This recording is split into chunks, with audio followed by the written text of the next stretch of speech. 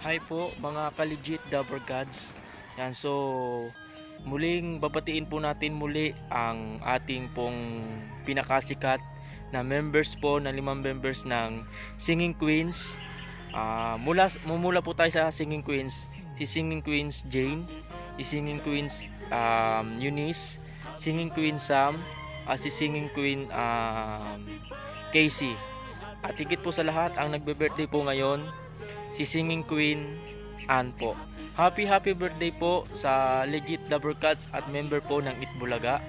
Nagmumula po sa kay TBJ, Tito Vic and Joey, si Singing Queen Ann po. Birthday po siya ngayon, itong araw. Yan, so babatiin po natin siya ng happy birthday. Napakabait mong babae at napakaganda mo pa. So yun, comment ako sa iyo, Singing Queen Ann, na happy birthday from San Juan, Santo Tomas, Batangas. So nandito ako sa San Juan, Santo Tomas, Batangas kasi nandito ako nagbabakasyon.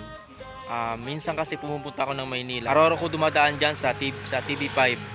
Yan. So ayun, happy birthday po kay Singing Queen Ann na nagbe-birthday po ngayong araw.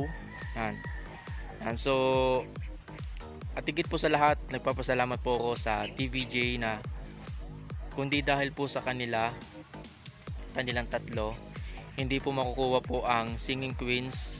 Yan po. Kung sino man po ang magbe-birthday po sa mga legit Dabber Cats, ako po ay nagpapasalamat sa inyo.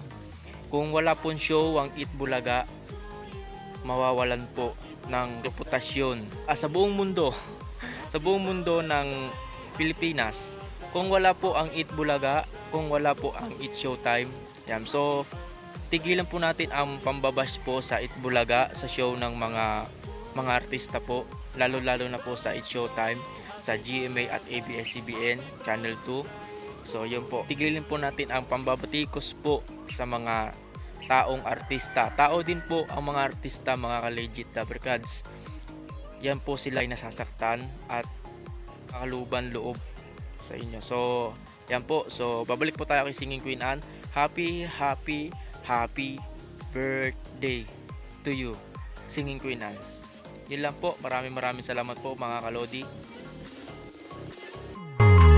Happy birthday to you. Happy birthday to you.